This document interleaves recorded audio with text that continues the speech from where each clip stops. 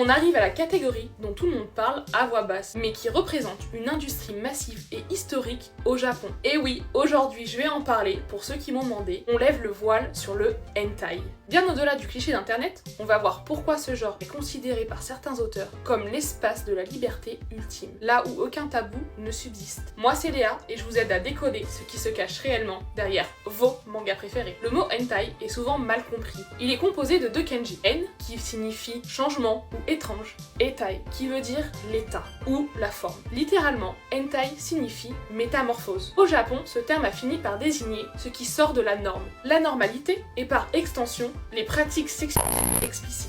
Contrairement au senji, qui est une classification d'âge légal, le hentai définit le contenu purement pornographique.